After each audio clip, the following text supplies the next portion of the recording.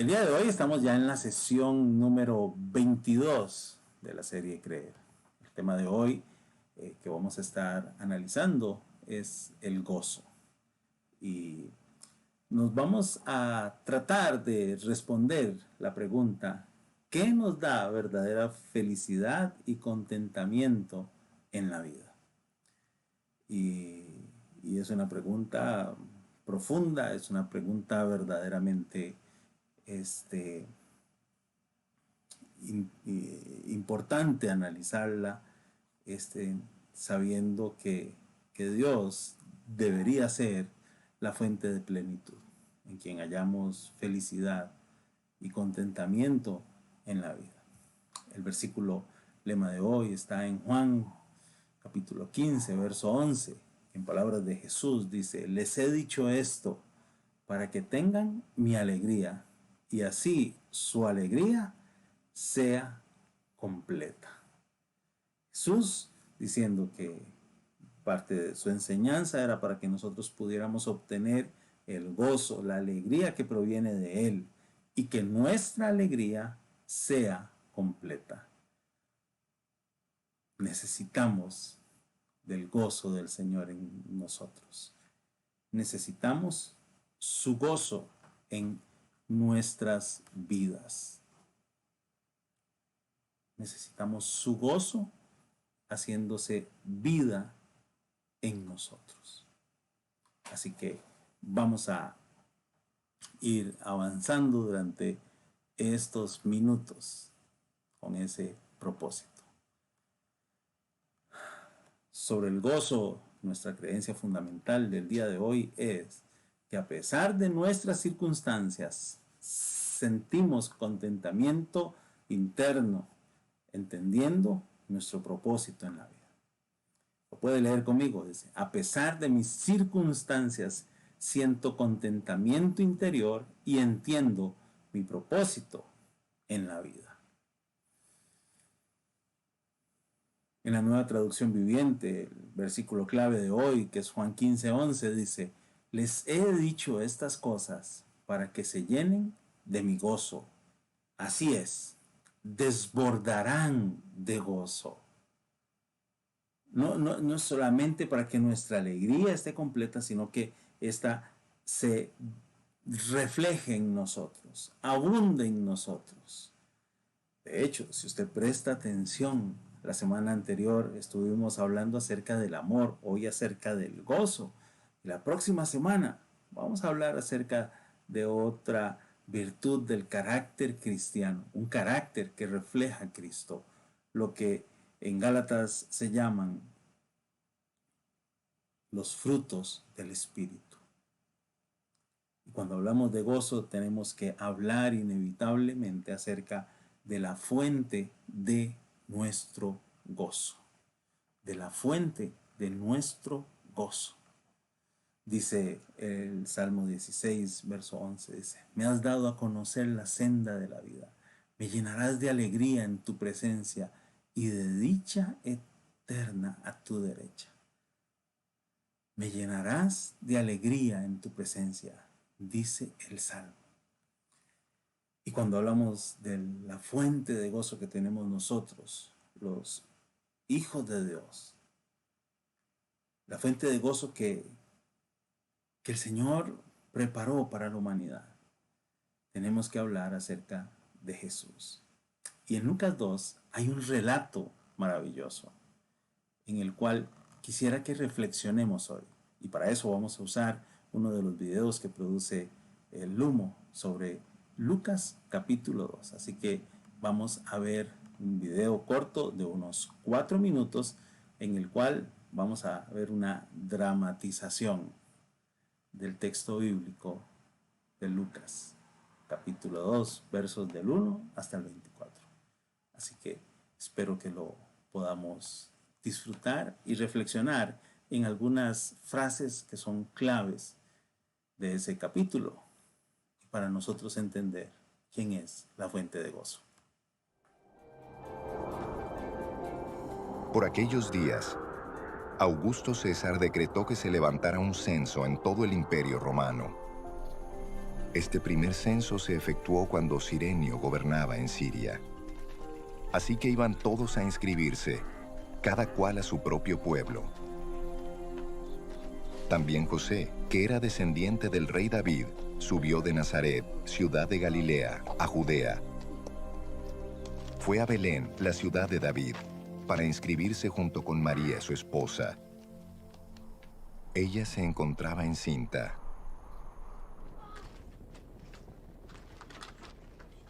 Y mientras estaban allí, se le cumplió el tiempo.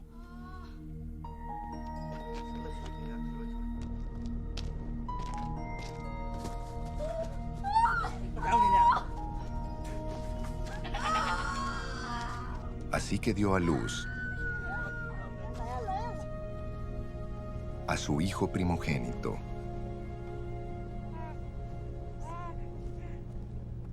Lo envolvió en pañales y lo acostó en un pesebre, porque no había lugar para ellos en la posada.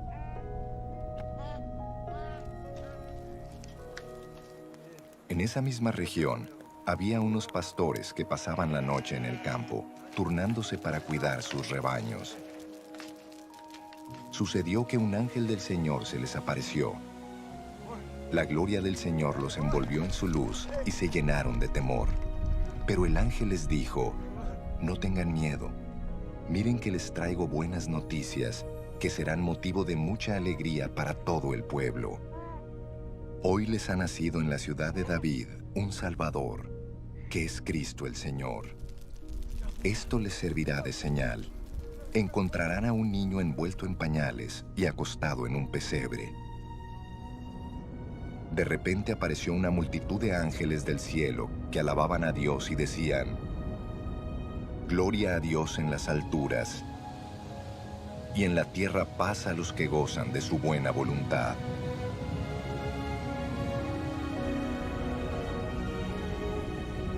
Cuando los ángeles se fueron al cielo, los pastores se dijeron unos a otros: Vamos a Belén a ver esto que ha pasado y que el Señor nos ha dado a conocer.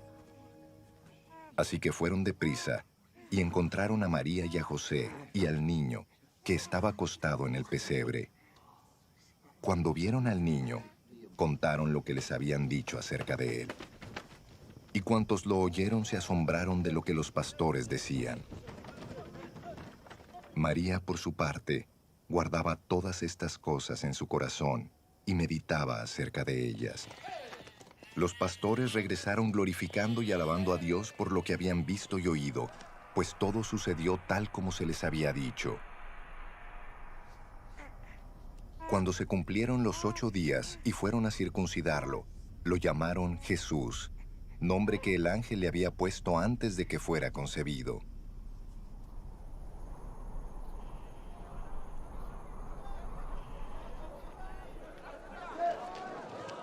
Asimismo, cuando se cumplió el tiempo en que, según la ley de Moisés, ellos debían purificarse, José y María llevaron al niño a Jerusalén para presentarlo al Señor. Así cumplieron con lo que en la ley del Señor está escrito: todo varón primogénito será consagrado al Señor. También ofrecieron un sacrificio conforme a lo que la ley del Señor dice: un par de tórtolas o 2 pichones de paloma.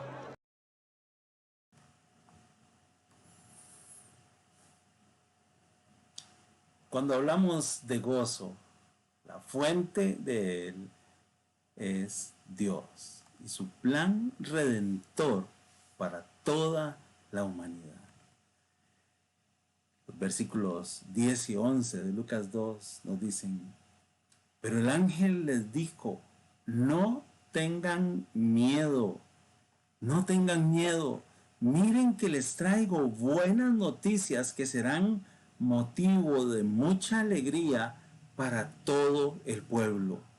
Hoy les ha nacido en la ciudad de David un Salvador, que es Cristo el Señor.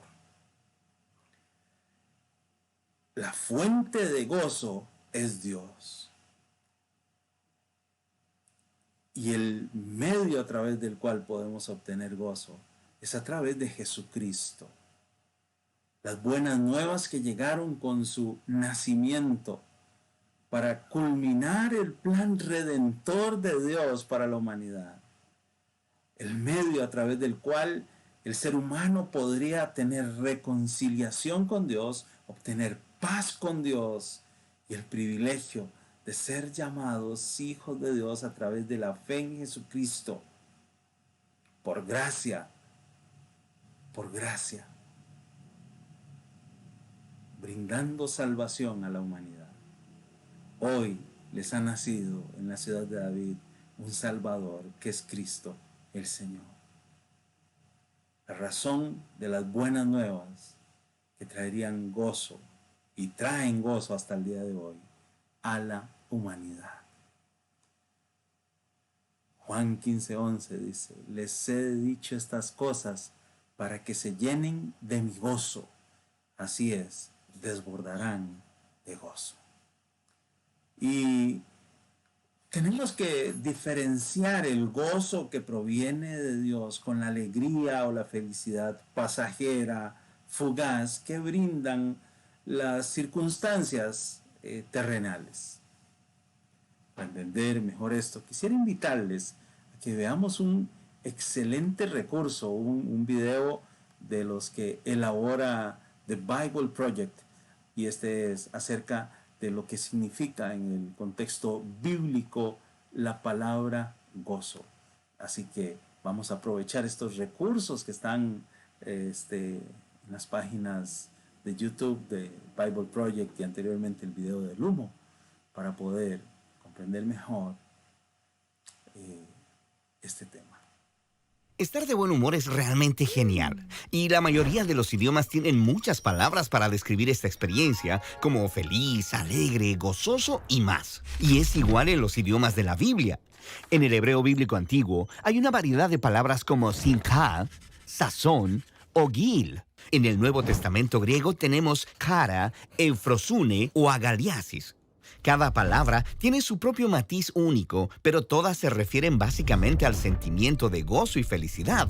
Lo que hace interesantes a estas palabras bíblicas para el gozo es notar la clase de cosas que traen felicidad.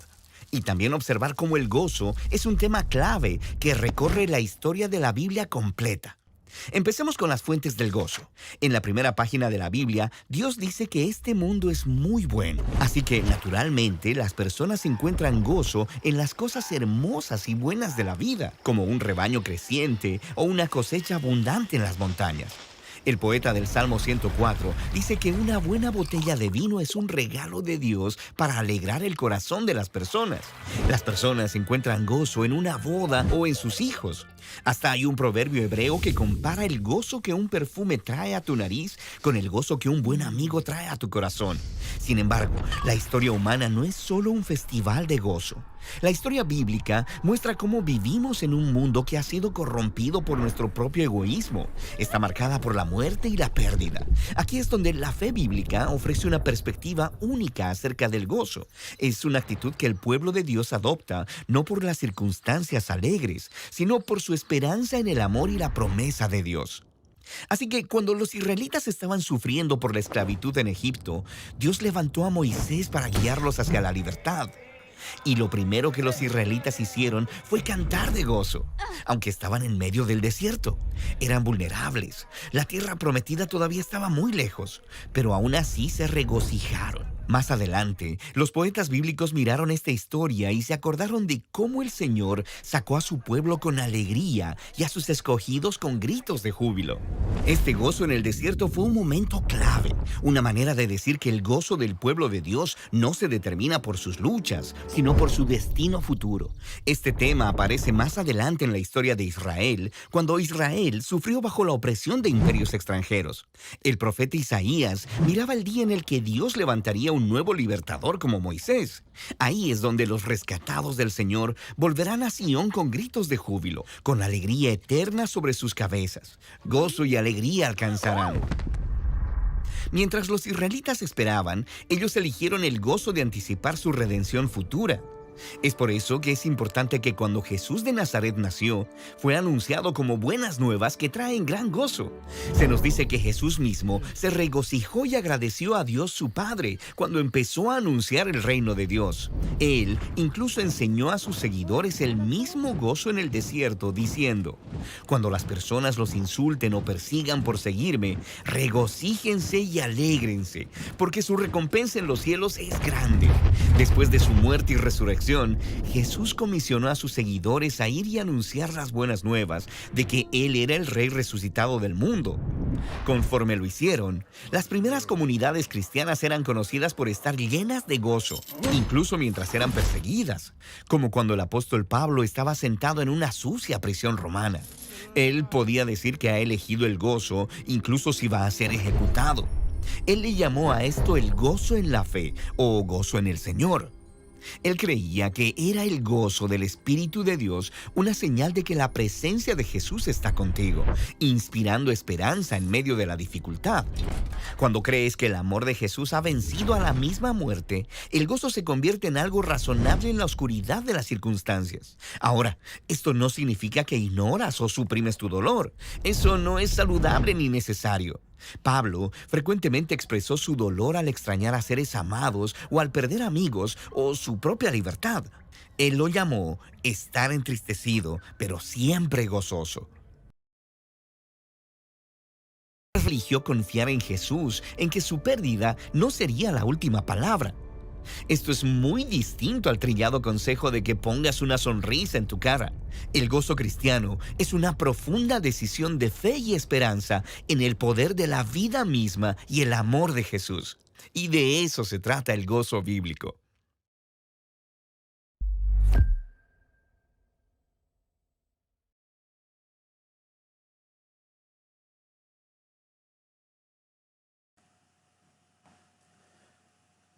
Si el Señor es nuestra fuente de gozo y el gozo proviene de Él, nosotros deberíamos desarrollar la virtud del gozo, un carácter gozoso en todo tiempo.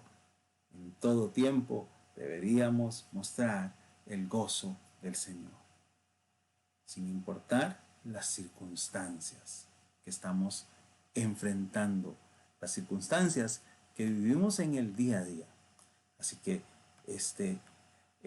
Habacuc nos dice en el capítulo 3, en los versos del 17 y 18, dice: aunque la higuera no florezca, ni haya frutos en las vides, aunque falle la cosecha del olivo y los campos no produzcan alimentos, aunque en el aprisco no haya ovejas, ni ganado alguno en los estados, aún así yo me regocijaré en el Señor, me alegraré en Dios, mi libertador.